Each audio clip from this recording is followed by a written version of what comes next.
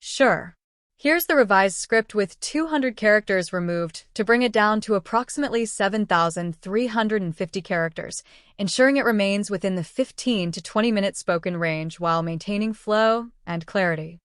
South Africa is no stranger to political tension, but the recent fallout involving KwaZulu-Natal's top cop, General Mkhwanazi, and former Police Minister Senzo Mchunu has struck a deep nerve in the national consciousness. What makes this incident different isn't just the high-profile names or the timing. It's the directness, the weight of the allegations, and the undeniable sense that the country has reached a breaking point when it comes to the integrity of its justice system.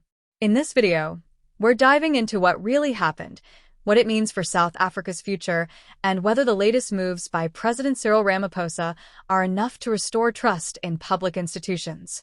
If you care about law, justice, or the direction South Africa is headed, this is a story you'll want to understand in full. Let's begin with a quick look back to understand how we got here.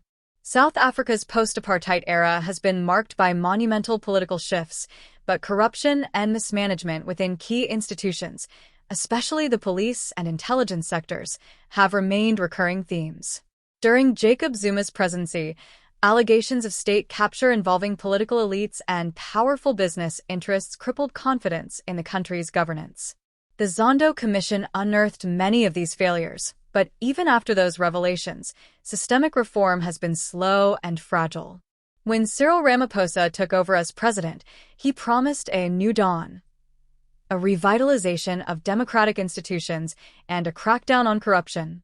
Yet, challenges have continued to mount.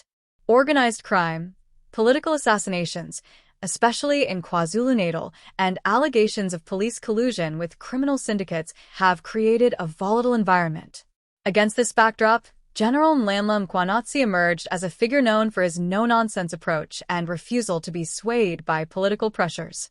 A former acting National Police Commissioner, Mkhwanazi had stepped back from the national spotlight for years, until now. In a stunning press briefing that captured national headlines, Mkhwanazi openly accused Police Minister Senzo Mchunu of interfering in high-level investigations, including politically motivated assassinations and crimes involving organized syndicates. He claimed Mchunu ordered the disbandment of an elite task team that was closing in on sensitive targets.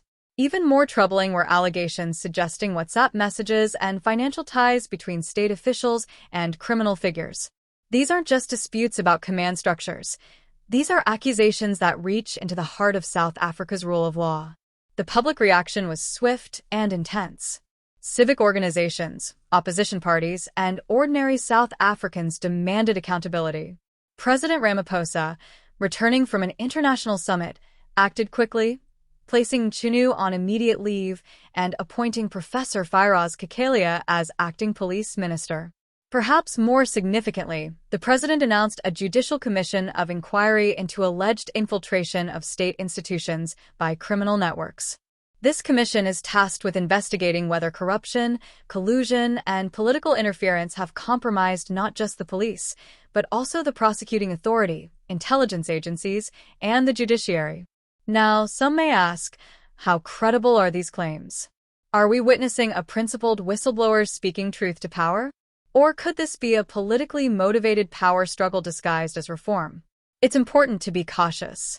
Mkhwanazi has built a reputation as a disciplined, apolitical enforcer of the law, but even reputations can be manipulated. Conversely, Mchunu's swift removal from office, without a formal rebuttal, raises questions about whether the presidency already knew more than it was letting on. The establishment of a commission is a significant step, but South Africans have seen commissions come and go. While they can uncover critical truths, commissions alone don't guarantee justice. Public trust hinges not just on what the inquiry reveals, but on what happens afterward. Will there be prosecutions?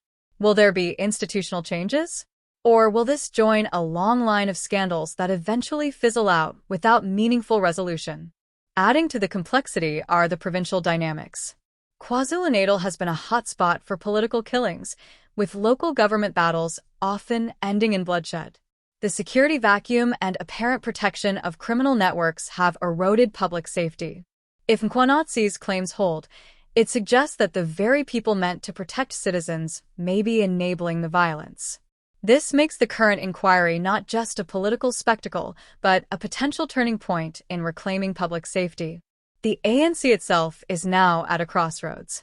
With national elections behind us and a new government of national unity in place, internal power dynamics have never been more delicate.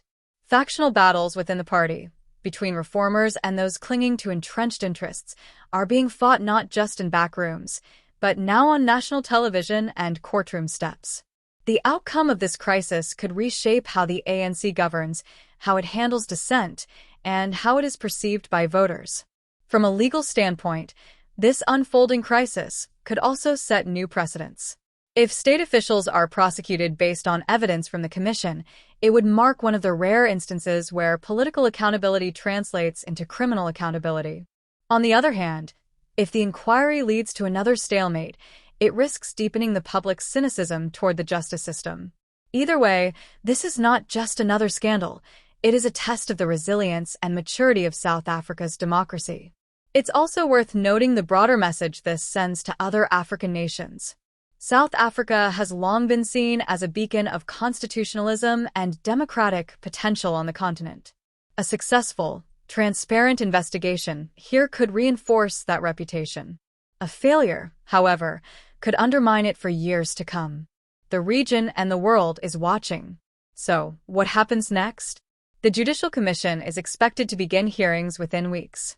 General Mkhwanazi may be called to provide formal testimony, and more officials could be implicated as documents and recordings come to light. Ramaphosa's leadership will be under scrutiny, especially regarding whether he allows the process to unfold independently or tries to control its scope. Political parties will attempt to use this moment to either distance themselves from scandal or capitalize on it, and civil society will need to continue applying pressure to ensure that accountability is more than just a buzzword. So, where do you stand? Do you believe General Mkhwanazi's claims mark a pivotal moment in the fight against corruption? Is the Judicial Commission a genuine path to justice, or another stall tactic by the powers that be?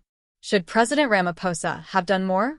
Could this spark deeper reforms in the police, intelligence, and judicial sectors? Let us know in the comments below. And if you found this breakdown helpful, make sure to hit that subscribe button, like the video, and share it with someone who needs to be part of this important conversation. Stay informed, stay engaged, and let's keep holding power to account. Until next time.